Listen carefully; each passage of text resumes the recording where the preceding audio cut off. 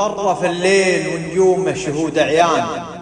ما بقى الا يبوح ويكشف اسراره، كثر ما صار وجهه باهت على الوان انعكس طارقه بوجيه سماره، وضايق البال بين الحزن والخذلان، انقضى ليله اللي مل تكراره، كل ما كان صدره موطن الاحزان، مستحيل يتخطى حاجز افكاره، متردد ما بين البوح والكتمان، خايف من الحماس يزيد معياره، من ترك دم وجهه للظروف رهان، لا يعلق مشاريها على العذار. البنادم حياته للفتن ميدان، تبتليها المشاكل في عقر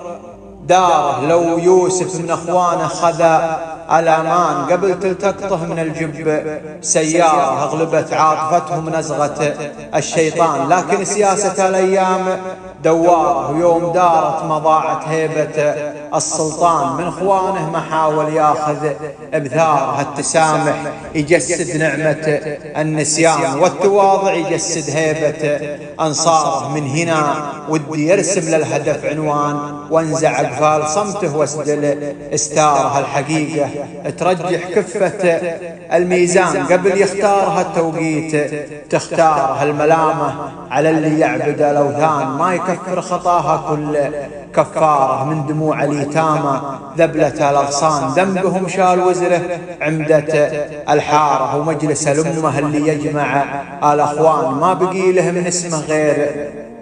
تذكار، اختلاف المصالح والظروف احيان تستثير الشتات وتجهل اخطار، قيمة العقل ترفع قيمة الانسان، في نظر من يثمن قيمة اشعاره، ودك الرجل ما يصبح قليل احسان، لو حل لسانه يغطي على امرار، فالمواقف يكون المحزم المليان، وفالشدايد زناد تشتعل ناره، من رضا بل إهانة عاش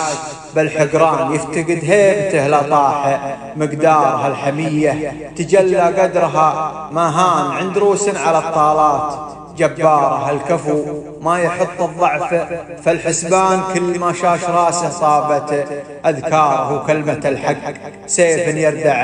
العدوان، لا تحادوا يمين الحق ويساره. ضيف الله ابن عماش العضياني.